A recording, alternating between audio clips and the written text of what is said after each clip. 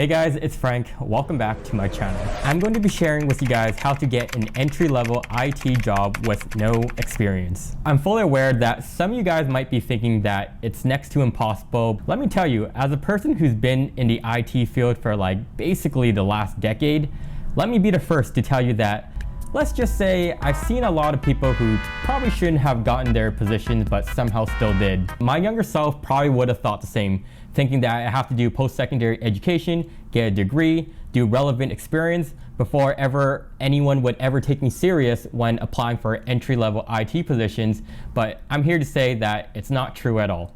I wouldn't sit here to say that an IT degree wouldn't help, but it's definitely not required. Now, before I share my secrets, I really would appreciate if you guys could fix your very first IT issue, which is to smash that like button. And now, let's begin. The number one thing that you can do to land yourself an entry-level IT job, I swear to God, is to sell yourself during the interview process. Let's pretend that we're going for a very basic IT help desk position that quite honestly anyone can get. And you know why? Because this was basically the very first position that I got myself into. If you can help your parents today already with their smartphone or their tablets or computers, you're already one step ahead. I know it's not for everyone, but I'm going to make the wild assumption that part of the reason why you want to switch over to technology or IT is probably because of the money. And maybe this is just my Asian parents talking to me. According to CNBC Make It, it was reported that 9 out of 10 workers who made the transition to tech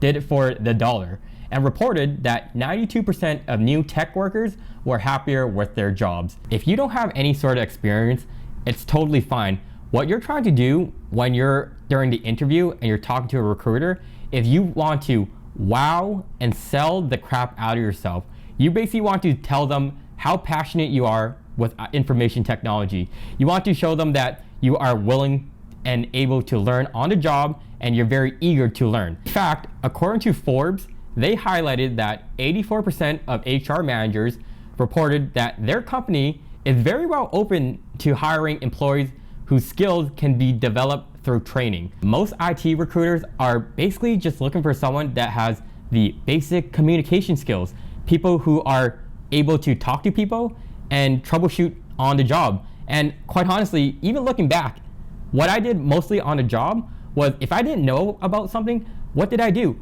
I just went on Google and searched for something. Because you know why? The next problem that comes, because after some time, when you work at an IT help desk for a long period of time, you start getting the same questions come to you over and over. My second piece of advice is earn yourself IT certifications and also clean up your resume. You can go on Google right now and type in any of the top tech companies and complete certifications, whether that's cloud certification, security clarifications, SEO certifications. It doesn't really matter. I know certifications aren't even that fun. Trust me, I've done it. They're pretty boring. But what you're trying to do here is, again, you're trying to really just prove to the other person that you're really passionate. It might be a total BS thing, but these are some of the things that you can do to kind of accelerate your career, or kind of prove to them that you are serious about switching into this industry. Here, I will include 15 entry-level certifications that you guys can do today. There are some that I found on this website that very well, looking through the list, are quite relevant. And the thing about these certifications is that they're very, very informal. They're almost explained as if you are 5 years old. They're all online, they're free. The only time that you actually have to pay money is when you actually complete the exam for it. After you completed some certifications, you probably want to brush up with your resume. And by this, I mean actually making it looking professional. Take all the experience that you have done in the past, whether that's schoolwork, retail work, volunteer work, certifications, and you're trying to tie it back into a IT setting. Often like to find someone else's, someone who's older than me, a mentor if you can find one, and if they're willing to share their resume to you, you might as well take a look at it and kind of make it into your version of it. Because that itself is a proof of concept, because likely your friend over there who's older already got that position that you might desire. And if that resume worked, then chances are you can probably extract some of the characteristics from that resume and apply it to yours. My third piece of advice of securing entry-level IT work is, I know it's sort of cringe and very cliche, but it's by networking and attending IT events. And I know that I absolutely hate the word networking, but it's true. It's really true, because you'll soon realize early into your IT career, it's not the smartest person that ever gets promoted or even gets the job, but it's the person who has that friend that somehow brought them into the company and they got promoted like beyond everyone, that really sets them apart. Here's my take on it.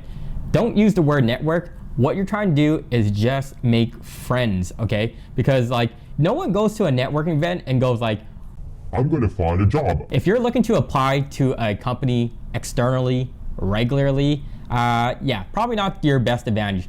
But look, if you had a friend Bob who you met during university or something like that, and your friend Bob goes, Hey, so-and-so, Frank is, he's a really dedicated person. I knew him through school, and believe it or not, I know you played this game called Maple Story. I'll tell you what, Frank actually played Maple Story too, and he's a level 100 thief hermit, so, you know, I think you guys will get quite along. the second part to networking was what I said was attending IT events. And I know IT events are quite boring, but you're not going to these IT events to network.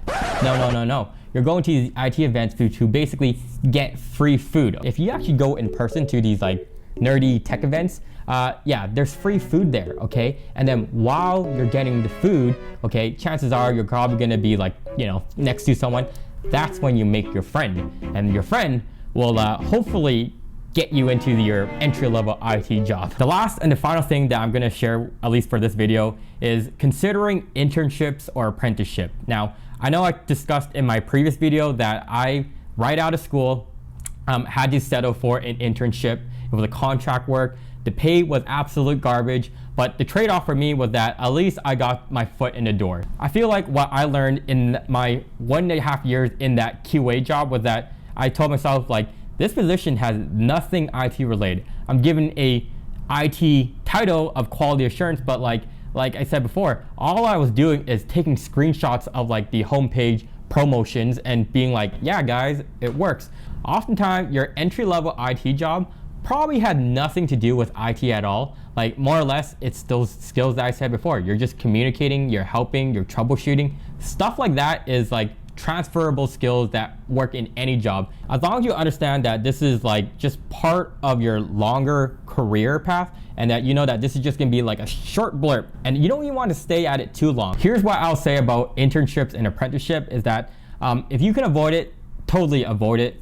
But if you really want to just get some exposure, maybe you're still like in school, like exposing yourself to the industry is better than nothing. One last thing you can do is stay on top of the latest tech trends. Like, I know it may sound a little boring, but you'll be quite surprised of all the things that are happening in this world with AI, machine learning, security, cloud. I know landing an entry-level IT job can be quite daunting for some people who may not have the experience or even the background. And yes, I'm fully aware that even someone like myself, is easy for me to look in hindsight and go like, yep, if I just knew this, everything would have been perfect. But I know that's just not how things always work. Those of you who are really serious about making their transition over from any industry over to technology, just know that it is achievable. What you want to do is during the recruitment process is really reveal how serious you are in making that switch over. And I think if it will resonate with you, it will resonate with them. And I'm confident that you will make that breakthrough and land yourself your first entry-level IT position. So anyhow, with that said guys, if you made it to the end of this video, thank you so much for watching. If you have any questions about tech, about my career, any of that stuff, let me know in the comment section down below. Hit that subscribe button, and I guess see you guys all in the next one. Peace.